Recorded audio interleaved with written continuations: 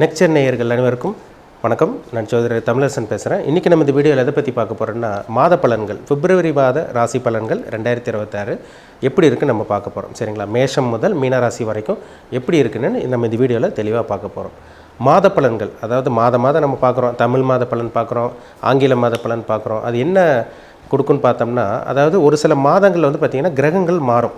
அதாவது வருட கிரகங்கள்னால் சனி, ராகு, கேது, குரு, இதெல்லாம் வருட கிரகங்கள். இந்த 4 கிரகம் தான் வருட கிரகங்கள்.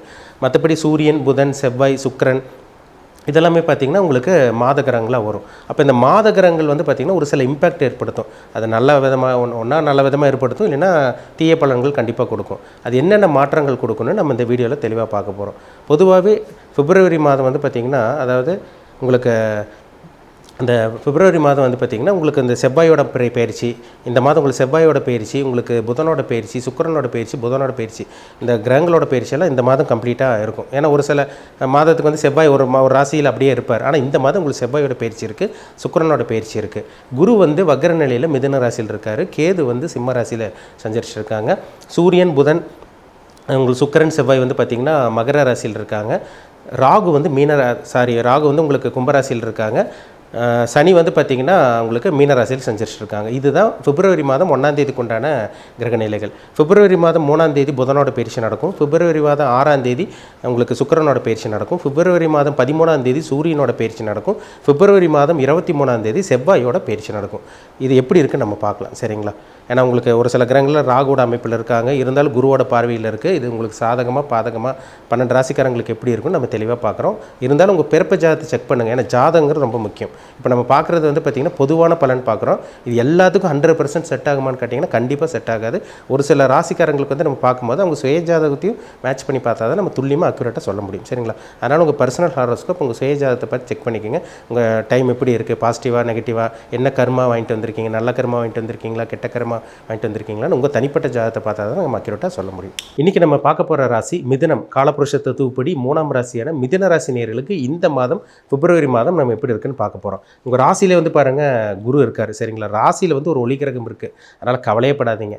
ராசிநாதன் வந்து 8ஆம் இடத்துல மறைஞ்சிருக்கார். இருந்தாலும் இந்த பிப்ரவரி மாதம் அவர் வந்து பார்த்திங்கன்னா 9ஆம் இடமான பாகிஸ்தானத்துக்கு போயிடுறார். ராகோடு இருந்தாலும் குரு பார்வையில் இருக்கார். அதனால் கவலைப்படாதீங்க. அதாவது ராசியில் குரு இருக்கிறதும் ராசிநாதன் குருவோட பார்வையில் இருக்கிறதும் ஒரு நல்ல ஒரு யோகம். சரிங்களா? அப்போ உங்கள் மேலே ஒரு வெளிச்சம் படுது. அப்போ வந்து பார்த்திங்கன்னா நீங்கள் எதிர்பார்த்ததெல்லாம் நடக்க போகுதுன்னு அர்த்தம். சரிங்களா? அதனால் கவலையப்படாதீங்க. எதிர்பார்த்ததெல்லாம் உங்களுக்கு நடக்கும். ஆசை கனவு எல்லாமே லட்சியங்கள்லாம் நிறைவேறும். உங்களுக்கு அதிர்ஷ்டம் நிறைந்த ஒரு தன்னம்பிக்கை கிடைக்கக்கூடிய ஒரு நல்ல ஒரு மாதமாக உங்களுக்கு இருக்கும். ஜனவரி மாதமே வந்து பார்த்திங்கன்னா உங்களுக்கு பெருசாக எதிர்பார்த்த அளவுக்கு பெருசாக எதுவும் கிடச்சிருக்காது.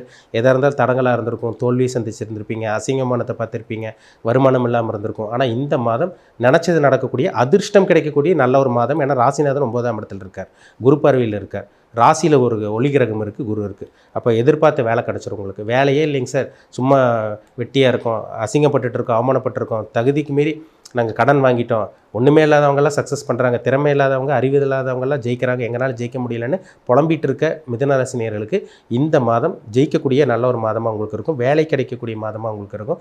சொந்த தொழில் பண்ணிகிட்டு இருக்கவங்களுக்கு நல்ல ஒரு முன்னேற்றம் அல்லது மாற்றம் கிடைக்கும். ஏன்னா 10ல் சனி இருக்கார் உங்களுக்கு. சரிங்களா? ராசிநாதன் நல்லா இருக்காருங்க. ராசிநாதன் நல்லா இருந்தாலும் எதையும் சாதிக்கக்கூடிய ஒரு நல்ல ஒரு சிறப்பான ஒரு மாதமாக சொல்லிடலாம் இந்த பிப்ரவரி மாதம். சரிங்களா? அதேமாதிரி திருமணத்துக்கு உண்டான முயற்சி உங்களுக்கு சக்ஸஸ் ஆயிடும்.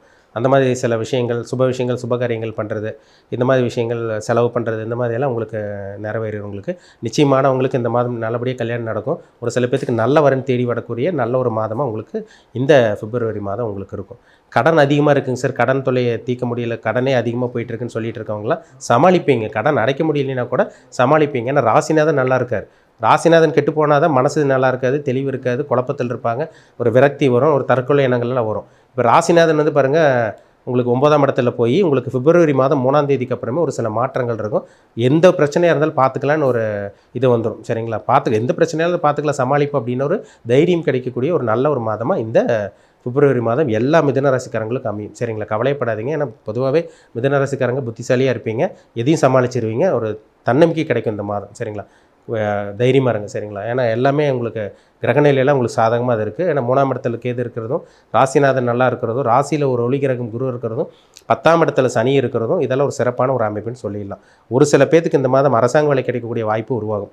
ஏன்னா உங்களுக்கு சூரியன் வந்து பாருங்கள் பிப்ரவரி 13ஆம் தேதி உங்களுக்கு 9ஆம் இடத்துக்கு போய் குருவோட பார்வையில் இருக்கிறனால பாகிஸ்தானத்தில் இருக்கிறனால அரசாங்க வேலைக்கான முயற்சி இதெல்லாம் சக்ஸஸ் ஆகக்கூடிய மாதமாக இந்த பிப்ரவரி மாதம் இருக்க போது ஒரு சில பேருக்கு கவர்மெண்ட் ஜாப் கிடைக்கக்கூடிய வாய்ப்புகளும் இருக்குது.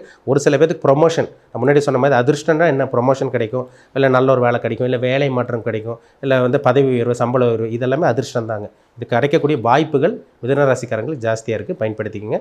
உங்கள் ஜாதகத்தில் மட்டும் நல்ல யோகமான தசாபுத்தி நடந்துச்சுன்னா இந்த மாதம் கண்டிப்பாக நீங்கள் ஜெயிக்க போகிறீங்க, கொடுத்து வச்சவங்கன்னே சொல்லலாம். சரிங்களா? மீண்டும் அடுத்த பதிவில் சந்திக்கும் வரை உங்களிடமிருந்து விடைபெறுவது உங்கள் சோதரி தமிழரசன். நன்றி, வணக்கம்.